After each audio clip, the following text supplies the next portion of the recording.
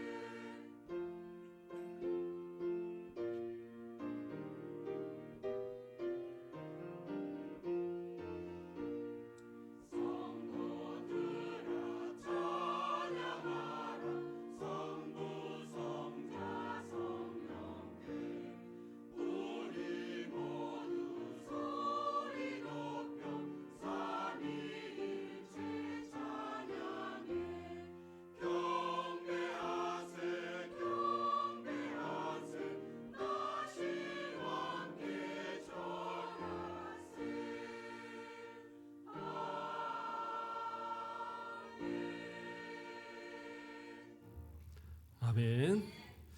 오늘도 이 찬양을 통해서 우리 하나님 영광 받으신 줄 믿습니다. 감사합니다. 우리 옆 사람과 인사하겠습니다. 사랑합니다.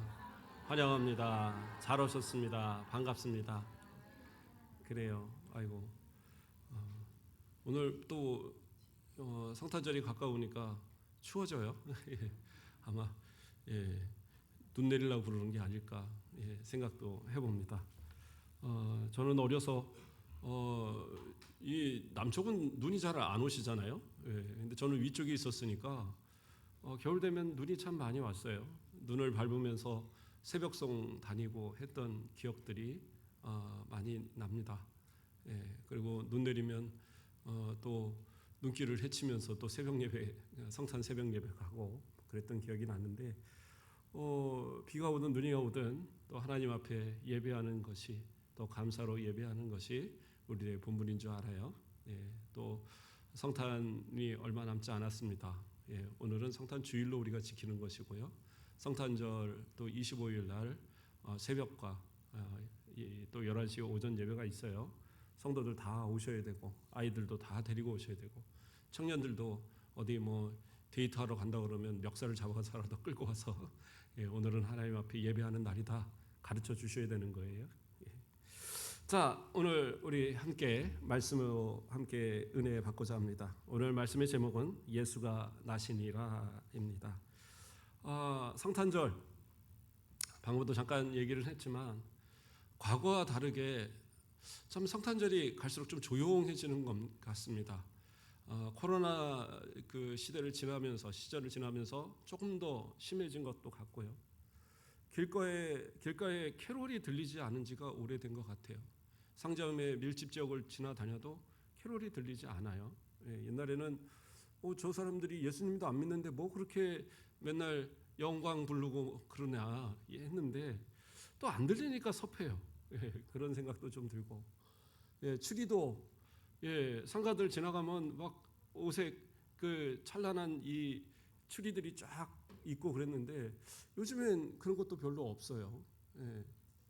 어떤 교회는 또 성탄 추리가 너무 이렇게 작게 돼 있길래 아니 이렇게 왜 작게 하셨냐 예년에 비해서 그랬더니 원래는 저쪽 전봇대부터 이쪽 전봇대까지 쫙 했는데 지나다니는 사람들이 아이 그 무슨 교회가 다 차지하고 있냐고 뭐라고 해갖고 이제 축소를 했다라는 거예요. 한편으로 생각하면 단오나 뭐 이럴 때 절들에서 곳곳에 갔다가 연등 달아놓고 그런 그건 또 뭐라고 안 하면서 제가 예전에 연등 그 교회로 들어오는 입구 여기 말고 예전에 다른 교회 있을 때 교회로 들어오는 입구에다가 연등을 쭉 달아놨더라고요. 그래서 제가 그 시청에다 전화해갖고 대판 막 뭐라고 했습니다. 어떻게 교회에다 들어오는 데다가 저 등을 달아놓은 걸 가만히 두냐? 저거 빨리 치워달라 그랬더니 이 또 직원이 그 절에다가 신고를 했어요. 저 교회 목사님이 그거 치우라고 그랬다고.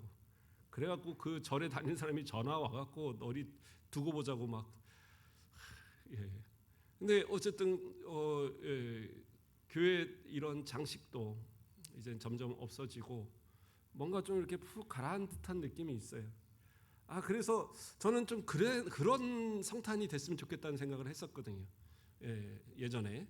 그래서 우리 성도들이 마음껏 찬양하고 기뻐하고 하는 정말 하나님께 영광 돌리는 그 모습이 더 하나님께 두각이 되고 세상 사람들이 바라볼 때 성탄은 저렇게 지키는구나 이렇게 좀 알려줬으면 좋겠다 이런 생각을 했는데 교회도 같이 식어지는 것 같아요. 그래서 성탄이 돼도 성도들 가운데는 여행을 가버리는 분들도 있고 또 자기 사업을 위해서 또 그냥 그 날을 보내는 분들도 있고 여러 가지 이유로 인해서 하나님 앞에 정말 감사로 지켜야 될 성탄의 시간들을 그냥 다른 휴일과 마찬가지로 자기를 위해서 지켜가는 그러한 사람들이 더 많아지는 시대가 아닌가. 참으로 안타까운 일인 겁니다. 이것이 왜 이렇게 됐을까? 어쩌면 우리 기성세대, 우리 성도들이 올바른 모습으로 우리 이 자녀들에게 보이지 못했던 모습은 아닌가. 혹시 정말 하나님 앞에 감사하고 정말 기뻐하며 그리스도의 오심을 감사로 맞이하는 그러한 성탄의 모습을 제대로 못 보여줬기 때문은 아닌가. 저 자신도 한번 반성해 보는 그런 모습이 되는 것 같아요. 오늘 기도하시면서 우리 장로님도 기도하셨지만 정말 우리 모든 성도들이 온 마음으로 그리스도를 맞이하는 그러한 성탄의 모습이 그러한 성탄의 그러한 감사의 기간이 되어지는 우리들이 되길 주님의 이름으로 축원드립니다. 오늘 본문의 내용은 족보에 대한 이야기입니다. 마태복음 1장은 예수님의 족보에 대해서 아브라함부터 예수님까지 이르는 족보를 쭉 알고 있어요. 그래서 구약을 읽다가 창세기는 그나마 좀 재미있는데 출애굽기도 뭐 그냥 읽을만 하죠. 근데 이제 레위기 넘어가면 그때부터 이제 머리가 쥐가 내리고 그럼 신약으로 넘어가 그리고 마태복음부터 읽어야지 딱 하는데 첫 장에서 낳고 이러니까 그래서 성경을 포기했노라 하는 초신자들도 가끔 있더라고요. 그런데 도대체 재미없는 낳고를 왜 1장에다가 딱 시작을 하고 있느냐. 근데 이 족보에 대한 것은 대단히 중요한 의미를 갖고 있다는 것을 우리가 알아야 돼요. 물론 유대인들은 족보에 대한 것을 대단히 중요시 여깁니다. 보통 역사와 전통을 가진 나라들이 좀 그 나라 국민들이 좀 그런 경향들이 있어요. 우리도 마찬가지로 이 결혼을 앞두고 나면 사위가 오거나 그러면 자네 어디 성씨인가 뭐 이런 거 물어보지 않으세요? 저희는 장인어른이 일찍 돌아가셔서 저한테 물어볼 사람이 없을 거라 생각을 했는데 저희 아내 큰아버님 댁에 이렇게 갔더니 큰아버님이 딱 물어보시더라고요. 자네 어디 정치인가? 동네 정가입니다. 그래? 누구 자손이야? 대오군 자손입니다. 몇 대손이야? 32대손입니다. 딱 대답을 했더니 좋은 가문이구만 하고 이제 넘어가시더라고요. 그러니까 이런 거를 묻잖아요. 근데 물론 물어도 모르는 사람들도 있는데 저는 세뱃돈 안 주시니까 어쩔 수 없이 외워야 돼서 어렸을 때 세뱃돈 받으려고 외웠던 것이 있어서 어쨌든 그런 이제 족보에 대한 것들을 중요시 여기는 그런 풍습들이 있는데, 유대인들은 우리는 그냥 뭐 할아버지 정도의 이름 외우고 말잖아요. 근데 상당히 많은 위대수의 이 이름들을 다 외워요. 그 정도로 족보에 대한 것을 대단히 중요시 여겼던 것이 이스라엘 백성들이에요. 심지어는 그리스도인들조차도, 회심한 그리스도인들, 이런 그리스도인들까지도 이런 족보와 연관된 것을 대단히 중요시 여겼던, 그것이 초대교회의 그러한 풍습 가운데 하나였어요. 그래서 디도서 3장 9절을 보면, 그러나 어리석은 변론과 족보 이야기와 분쟁과 율법에 대한 다툼을 피하라. 이것은 무익한 것이요 헛된 것이니라. 그러면서 거기 가운데 뭐가 나왔어요? 족보 이야기.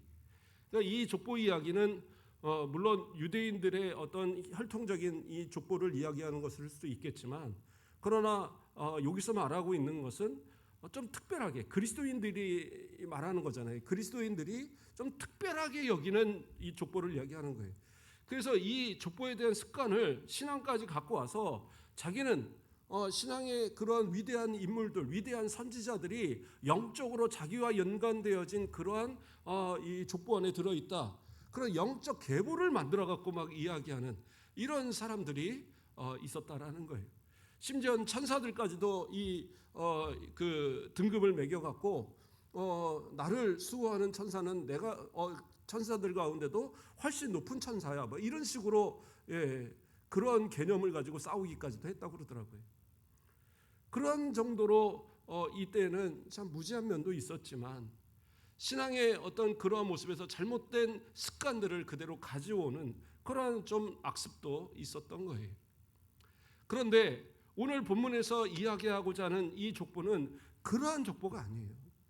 혈통을 가르쳐 주겠다라는 족보도 아니고, 무슨 영적으로 특별한 어떤 계보를 억지로 짜맞춰 갖고 만들려고 하는 계보도 아니에요.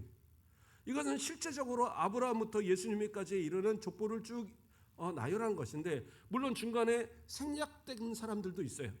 악한 왕들이나 이런 사람들은 좀 생략되기도 했는데, 어쨌든 실제적으로 이 예수님까지 이르는 족보 안에 있는 사람들을 다 혈통적으로 나타내는 것이고요. 그렇다고 해서 그 혈통을 중요시 여기자 하는 것은 아니고, 또 억지로 만들어 놓은 것도 아니고, 이것은 분명한 우리에게 말씀하고자 하는 의미가 있기 때문에 마태 사도가 거기다가 이 가장 첫 장에 이것을 기록하고 있는 거예요.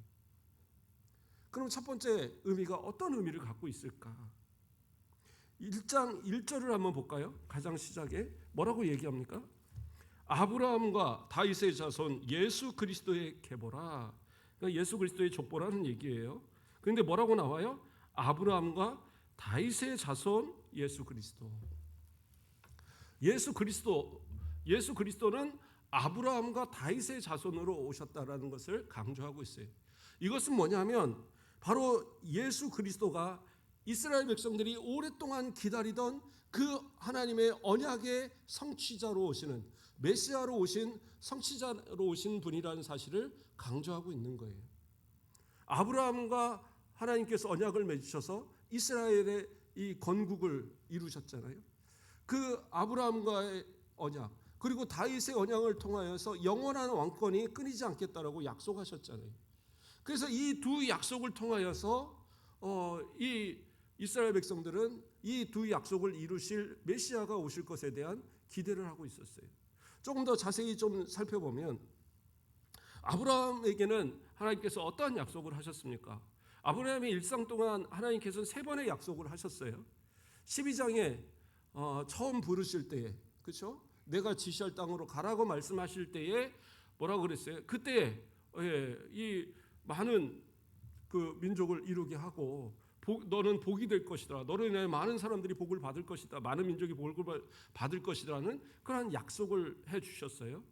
그리고 창세기 15장에 가서는 마찬가지로 너로 인하여서 또 큰 민족을 이룰 것에 대한 그런 이제 4대 만에 돌아오게 될 것에 대한 이것을 이야기하시면서 공식적인 언약의 그 언약식을 맺으셨죠.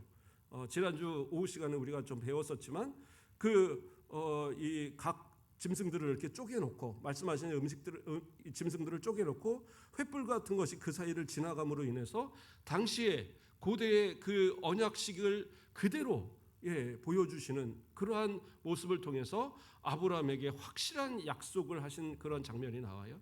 그때에도 여러 언약의 말씀들을 하셨어요. 그리고 또 마지막으로 언약의 말씀이 어디 나오냐면 22장에 가면 이 이삭을 이 백세에 얻은 약속대로 얻은 이 이삭을 모리아산 꼭대기에서 번제로 드리라고 하잖아요. 그래서 그것을 막 드리려고 할 때에 그때 뭐라 그래요? 하나님께서 내가 이제 나 사랑하는 줄 내가 안다. 그러면서 그때 언약하시는 내용이 상당히 중요한 내용이 나와요. 바로 그 가운데 뭐라고 얘기하시냐면 창세기 22장 18절에 또 내 씨로 말미암아 천하 만민이 복을 받으리니 이는 내가 나의 말을 준행하였음이니라. 이렇게 얘기가 나와요. 뭐라고 그랬어요? 내 씨로 말미암아 천하 만민이 복을 받을 것이다. 그러니까 내 씨로 말미암아 천하 만민이 복을 받을 것이라는 그 약속. 그러므로 메시아는 어떤 분이냐? 아브라함의 씨로 와서 모든 민족에게 구원을 베푸실 복의 역사를 이룰 그러한 존재가 바로 메시아라는 사실을 말해주고 있는 거예요. 그리고 이어서 그러면 다윗은 또 어떠한 약속이 있었습니까? 다윗은 사무엘하 7장 16절을 보면 내 집과 내 나라가 내 앞에서 영원히 보존되고 내 왕위가 영원히 견고하리라. 그래서 다윗의 영원한 왕권을 약속하시는데 이 약속은 언제 주어지냐? 다윗이 그 하나님께 성전을 지어드리고 싶어서 나단 선지자한테 이야기합니다. 그러니까 나단 선지자가 아이고 참 잘 생각했네. 내가 하나님께 가서 물어볼게. 그런데 하나님 뭐라고 그러셔요? 다윗은 안 된다 그래. 그러나 내 씨로 내 몸에서 날 자가 그 성전을 짓게 될 거야라고 약속해 주셨어요. 그러면서 약속하신 얘기가 이거예요. 그 아들로 인해서 그 영원한 왕권을 계속 이어가게 할 것이다라고 약속하셨어요. 그래서 이 다윗에게 주셨던 이 약속은 솔로몬을 이어서 르호보암 때에 가서 저 북이스라엘과 남유다가 나뉘기는 했지만 겨우 이 유다 민족과 그리고 그 베냐민의 일부만을 데리고 나라를 만들었지만 북이스라엘과 다르게 멸망하는 그때까지 계속 왕권이 이어갔어요. 혈통적으로 이어갔습니다. 그런데 자, 우리가 잘 아는 바와 같이 오늘 본문에서도 나오지만 자, 아브라함부터 다윗까지 연례되어 다윗으로부터 뭐라가 나와요? 그다음에 바벨론으로 사로잡혀갈 때까지. 바벨론으로 사로잡혀갔다는 건 뭡니까? 유다가 멸망한 때를 이야기하는 거예요. 북이스라엘이 주전 722년에 저 아수르에게 멸망을 당했잖아요. 그리고 이어서 주전 586년에 저 바벨론에 의해서 이 남유다가 멸망을 합니다. 그럼 뭐가 되었어요? 그 이스라엘 백성의 이 나라가 사라져 버렸잖아요. 그러면 그 아브라함에게 약속하셨던 그 약속이 무너져 버린 거예요. 그리고 왕권이 그때부터 사라져 버려요.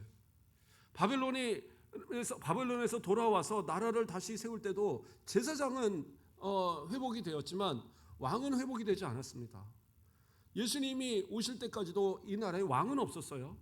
중간에 약간 독립의 시기가 있었어도 그때도 마찬가지로 어떻게 보면 제사장의 그 통치 아래 있었지 실질적인 왕이 이 다윗의 왕권을 이은 왕이 존재하지는 않았습니다. 그런 것으로 볼 때는 바벨론 때부터 끊어진 거예요. 그런데 그 바벨론으로부터 누구까지 연결을 하고 있어요? 예수님까지 연결을 하고 있어요. 그래서 예수님은 어떠한 분이시냐? 아브라함의 언약 또 그 다윗과의 언약을 성취하시는 그리고 그것을 이루어 가시는 그분이 바로 우리 예수님이시라는 것이요. 예수님을 통해서 아브라함의 후손인 예수님을 통해서 어떻게 해요? 그 모든 민족이 예수 그리스도를 믿음으로써 구원받는 역사가 일어나게 되잖아요.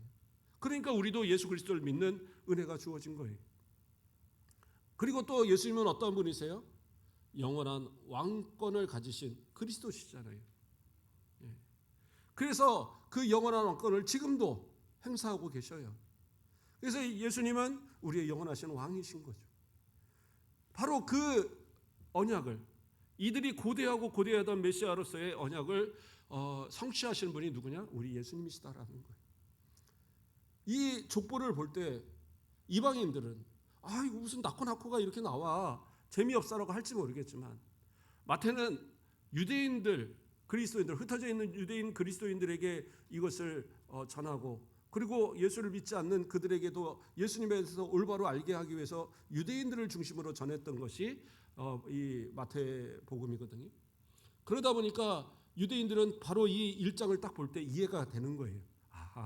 예수님이 아브라함의 그 언약을, 예수님이 그 다윗의 언약을 성취하시는 메시아이시구나. 그래서 저들이 그렇게 예수님을 믿어야 된다고 말하고 그렇게 예수님을 끝까지 섬기는 모습을 갖는구나, 이해를 한단 말이에요. 그래서 이 족보는 상당히 중요한 역할을, 또한 이것이 바로 우리의 구원자 예수 그리스도시라는 사실을 분명하게 증거하는 증거가 되어지는 것이 바로 1장의 족보라는 사실입니다. 두 번째는 어떤 의미를 갖고 있느냐? 다윗이 예수님이 다윗의 후손이라는 것을 강조하고 또 동시에 여자의 후손이라는 것을 강조하고 있어요. 이게 또 중요한 이야기입니다. 무슨 얘기냐? 16절에 뭐라고 나왔어요? 야곱은 마리아의 남편 요셉을 낳았으니 마리아에게서 그리스도라 칭하는 예수가 나시니라. 자, 앞에서의 이야기들은 누가 누구를 낳고 그 누구는 누구를 낳고 그 누구는 누구를 낳고로 이어져요.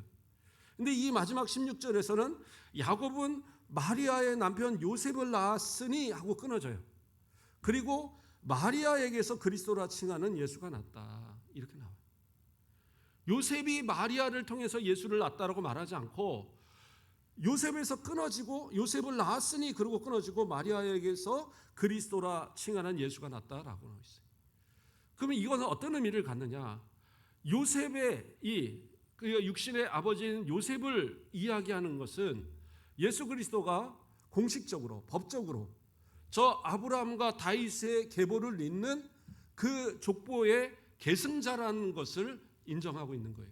그러니까 혈통으로 다윗의 자손으로 오실 메시아를 이야기할 때 바로 이 예수님이 그 법적인 모든 것을 다 계승하고 있는 그런 적통자라는 것을 설명하는 것이 요셉까지의 족보를 이야기한 의미고, 그 다음에 뭐라고 나와요? 마리아에게서 그리스도라 칭하는 예수가 나시니라. 이것은 무슨 얘기냐? 창세기 3장 15절에서 뭐가 나왔었어요?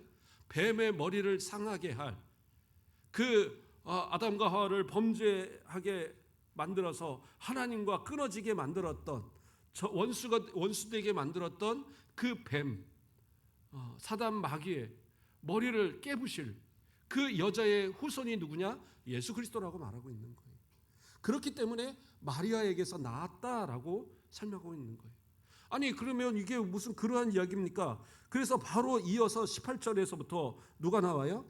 예수 그리스도의 나심은 이러하니라 라고 얘기하면서 요셉에게 천사가 현몽하여서 마리아가 지금 잉태한 것이 성령으로 된 것이라는 것을 알려주고 그 데려올 것을 두려워하지 말도록, 그렇게 해서 요셉이 어떻게 해요?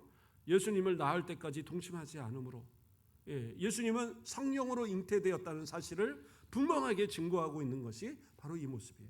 그래서 족보에 이어서 그 다음 뭐예요? 예수님은 여자의 후손이다라는 걸 분명하게 가르쳐주고 있어요. 지금 이것을 이야기하는 겁니다.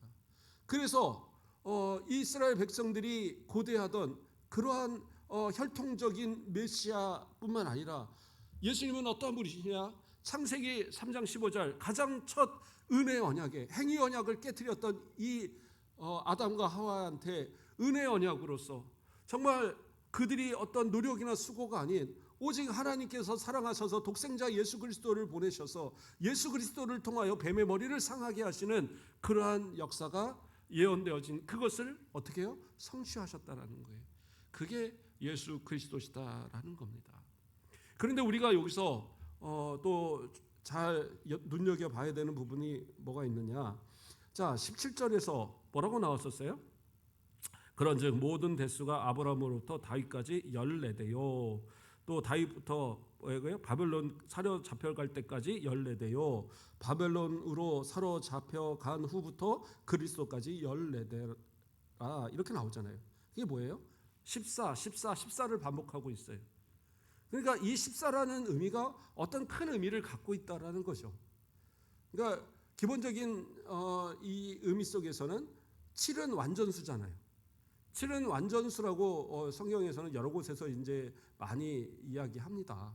유대인들도 완전수로 이해했고 우리들도 뭐 기본적으로 7은 그렇게 알고 있잖아요. 그래서 3이라는 숫자를 하늘의 수로 보고 땅을 4로 보고 합쳐서 7이다 뭐 이런 의미가 있는데, 자 어쨌든 그 7이 반복되어지는 숫자가 14란 말이에요. 그래서 이것은 예수 그리스도의 완전성을, 그리스도의 완전성을 드러내는 것이다 이렇게 해석하기도 합니다. 그런데 더 중요한 어떤 부분이 있는데, 다윗이란 이름이요, 이스라엘 백성들은 그 히브리어 알파벳을 숫자로 썼어요.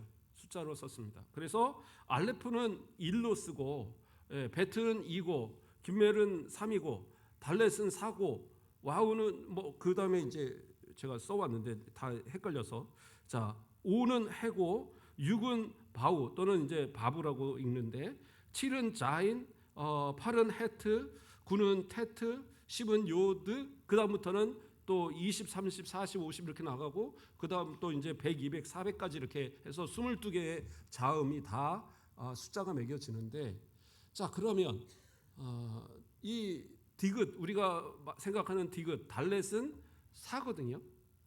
그리고 이것을 이 히브리어 원어를 읽으면 다윗은 다위드 이렇게 발음합니다. 다위드.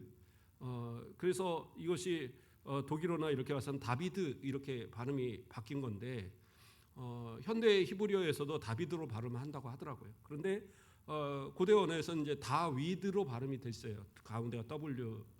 그런데 그 가운데 숫자, 이 바우 또는 와우라고 부르는 이 단어가 뭐냐면 6이에요. 그러면 4, 6, 4를 더하면 몇입니까? 14죠. 그래서 이 성경에서 이 14를 세 번에 있어서 반복하고 있는 이유는 뭐냐? 마찬가지로 이스라엘 백성들이 그렇게 고대하는 다윗과 같은 메시아, 이스라엘을 재건할 메시아가 누구냐? 바로 예수 그리스도라는 사실을 강조하기 위해서 14라는 단어, 다윗의 숫자를 이렇게 강조하고 있는 거예요. 그래서 여기 보면요, 실제로 보면 14가 아니에요. 왜냐하면 자 아브라함으로부터 다윗까지는 14가 맞아요. 그런데 다윗으로부터 그 다음에 바벨론까지 14라고 했어요. 그런데 그 바벨론으로부터 예수 그리스도까지 갈 때에는 두 번을 앞에서는 중첩을 해서 다윗을 얘기했는데 여기서는 중첩하지 않아요. 그러니까 어떻게 돼요? 원칙적으로는 13이 돼야 되는 거예요. 그런데 14이라고 되고 있어요. 좀 복잡하죠, 숫자를 막 얘기하니까. 그런데 이게 무슨 얘기냐? 14라는 것을 강조하기 위해서 일부러 이 구간을 14라고 일부러 맞춘 거예요. 심지어는 아까도 얘기했지만 악한 왕들을 중간에 좀 뺐어요. 그래서 14라는 이 단어를 맞춰준 거예요. 그러면 이 숫자가 맞춰짐으로써 결국엔 주장하는 것이 뭐예요? 예수 그리스도는 다윗의 후손이다. 이것을 강조하고 있는 거예요. 그래서 이스라엘 백성들이 그렇게 고대하던 메시아, 다윗의 나라를 재건할 메시아, 아브라함과 다윗의 언약을 성취할 메시아, 그분이 누구냐? 바로 예수 그리스도다라는 것을 강조하기 위해서 그렇게 이야기하고 있는 거예요.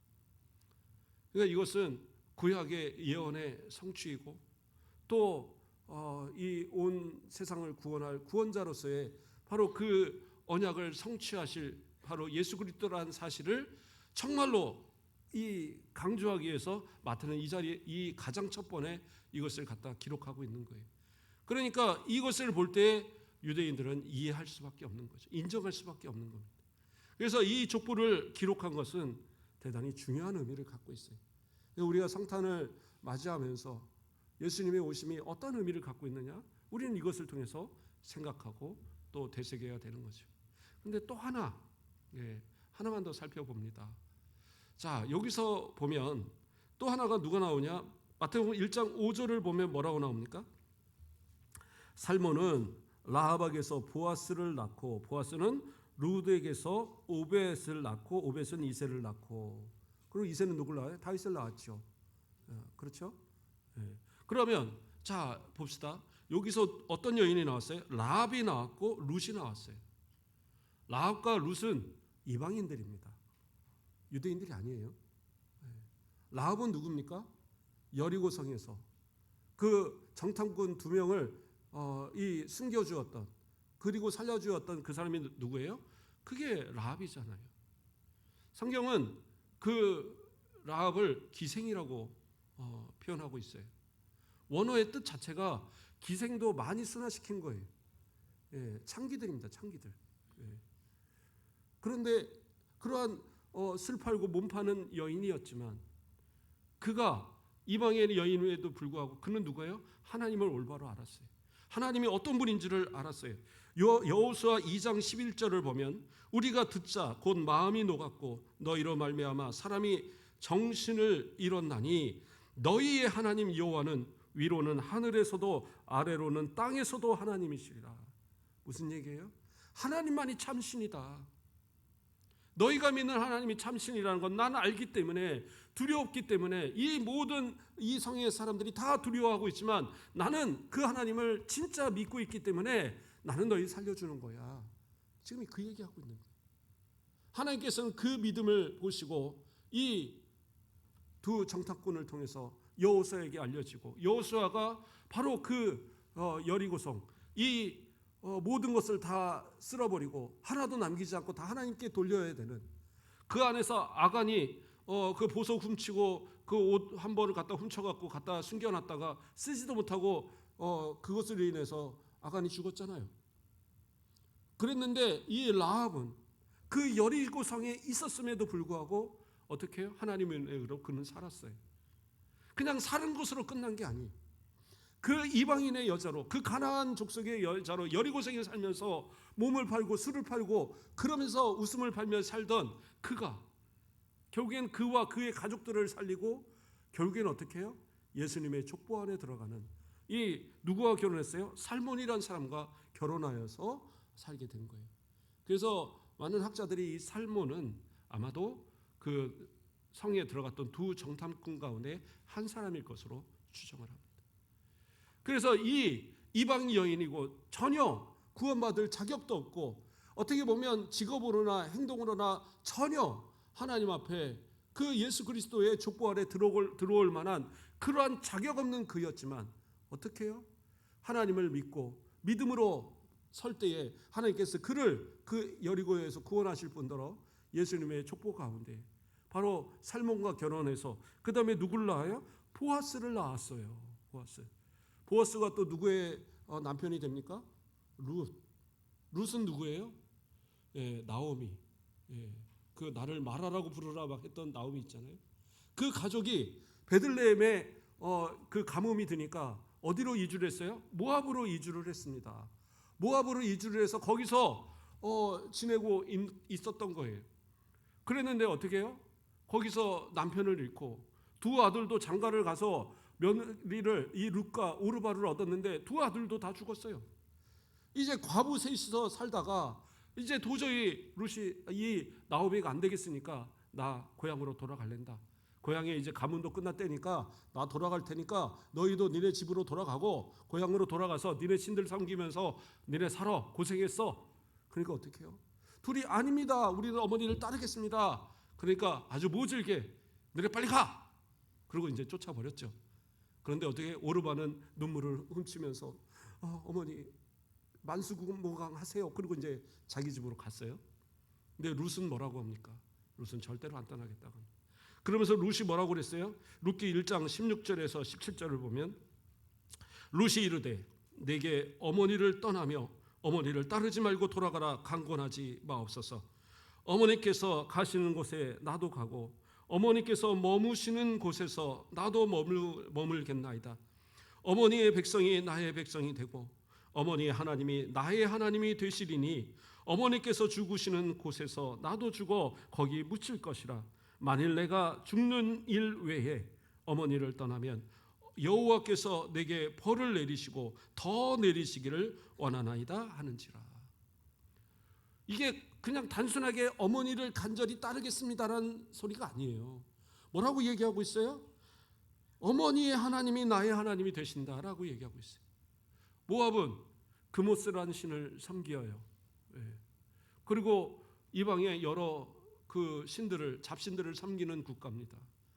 거기서 저 유대 베들레헴으로부터 이주해 온 이 가정에 시집을 왔다고 그래서 자신의 모든 신들을 다 버리고 오직 하나님만 섬기겠습니다. 이게 쉬운 일이냐는 거예요. 쉽지 않은 겁니다. 그런데 이 가정에 이사 와서 남편을 잃었음에도 불구하고 아무 소망도 없는 그런 가운데 이 어린 성경은 거의 뭐 소녀라고 표현할 정도로 젊은 여인이었으니까요. 그럼에도 불구하고 신앙이 들어가니까 나는 이 신앙 버릴 수 없어요라는 것을 설명하고 있는 거예요. 어머니를 떠나지 않는 것으로 끝나는 게 아니라 이 하나님에 대한 신앙을 나는 버릴 수 없습니다. 그러니까 어머니 가시는 곳에서 전 따라가고 어머니 죽으시는 곳에서 저는 거기서 죽을 겁니다라는 그러한 고백을 하고 있는 거예요. 이게 신앙의 모습이 아니고 뭐겠어요? 그렇기 때문에 하나님께서 누구예요? 보아스와 연결하게 하시고 그 기업을 물을 자인 보아스가 그 공식적으로 그를 맞아들여서 아이를 낳게 되고 그 아이를 낳은 것이 누가 되었어요? 바로 오벳을 낳았고 오벳이 이새를 낳고 이새가 또 누굴 낳아요? 다윗을 낳았다라는 거예요. 어떻게 보면 보아스는 어머니가 라합이잖아요. 그래서 이 이방인에 대한 좀 애틋함이 있지 않았을까? 무슨 첫눈에 반하고 이건 아닐지라도 이방에서 시집 온 이 젊은 여인이 그렇게 고생하며 하나님을 섬기고 또 시어머니를 섬기겠다라고 하는 저 모습을 보면서 얼마나 긍휼을 베풀었겠어요. 그래서 둘이 맺어질 수 있는 그러한 환경을 어떻게 보면 더 쉽게 만들어지지 않았을까. 그러나 이것도 하나님의 은혜였고 그러므로 이 모압의 여인이 들어와서 마찬가지로 다윗의 족보에 들어와 있고 예수 그리스도의 족보에 들어와 있는 거예요. 이것은 무슨 얘기를 하는 겁니까? 도저히 구원받을 수 없는 저 이방인들도 결국엔 예수 그리스도로 구원받게 되어졌다는 사실을 족보를 통해서 이미 알려주고 있는 거예요. 그러니까 예수 그리스도의 오심은 단순하게 혈통적인 아브라함의 후손, 저 이스라엘 백성들만을 위한 것이 아니라 하나님을 믿는, 하나님께 회개하고 돌아오는 예수 그리스도를 통해 구원받기로 택정받은 그 모든 이들을 구원하시고자 하는 그 사명이 바로 예수 그리스도께 있고 예수 그리스도를 통해서 그 구원들이 이루어졌다는 사실을 우리 가운데 보여주고 있다는 겁니다. 그래서 이 1장을 마태복음 1장을 우리가 읽을 때 단순하게 낳고라고 생각할 것이 아니라 이러한 엄청난 의미를 가지고 마태가 기록을 했고 마찬가지로 예수님은 어떻게 해요? 우리를 위해서 정말 그 언약하신 모든 것을 이루시기 위해서 독생자 예수 그리스도 저 영존하신 하나님의 본체 성자 하나님이 우리를 위해서 이 땅에 오셨고 그리고 자신의 피와 물을 다 쏟으시기까지 약속하신 그 모든 걸 구원을 이루시기 위하여 여자의 후손으로서 그 사망 권세를 주관하던 그 악한 마귀의 머리를 깨부시고 그러므로 사망 권세 아래 있던 우리를 구원하셔서 생명의 길로 인도하시는 참 목자, 참 메시아의 역할을 그리스도의 역할을 누가 하셔요? 우리 예수님이 하신 거예요. 이것은 어느 누구도 할 수 없는 것이고 어느 누구도 이룰 수 없는 것을 오직 무죄하신 인간이 되어주신 참 하나님인 우리 예수 그리스도만이 이것을 이루실 수 있다라는 거예요. 그래서 바로 이것을 우리에게 알게 하면서 이렇게 해도 예수님을 못 믿겠느냐? 이러한 분이 진짜 예수님이시고 우리를 위하여 오신 예수님이라는 사실을 처음부터 밝히고 그리고 그 예수님이 어떻게 우리를 위해서 이런 일을 하셨느냐라는 것을 쭉 밝히고 있는 것이 바로 복음서가 되는 거예요. 이러한 예수 그리스도의 오심에 대한 창세기부터 시작해서 수없이 약속하시고 수없이 구원을 주시겠다고 약속하신 그 약속을 이루시기 위해서 이 땅에 오신, 그리고 자신의 모든 것을 다 내어주셨던 예수님을 우리가 기억한다면 적어도 성탄을 맞이하는 우리의 모습 속에 정말 감사로, 정말 그 예수님을 가장 귀한 내 마음속에, 그때 예수님이 나실 때 그 수많은 사람들이 다 분주해서 자리 하나 내어 못 주어서 저 마구간에 구유에 나게 하셨던 그러한 모습이 아니라 정말 가장 내 안에 가장 귀한 자리에 예수 그리스도를 모셔드리는, 그리고 감사로 영광 돌리는 복된 성탄이 되어지기를 주님의 이름으로 축원드립니다. 기도하겠습니다. 사랑의 하나님, 감사를 드립니다. 우리를 사랑하여 주시고 영존하신 하나님의 아들 성자 독생자께서 이 낮고 천한 우리를 구원하시기 위하여 이 땅에 오심을 또한 감사드립니다. 우리가 기억하게 하시고 또 우리의 마음으로 맞아들이게 하시고 우리 스스로가 기뻐서 뛰노는 것이 아니라 하나님께 감사와 찬송을, 우리 예수님께 영광을 돌려드리는 복된 성탄이 이루어질 수 있도록 인도하여 주시옵소서. 감사합니다. 예수 그리스도의 이름으로 기도드립니다.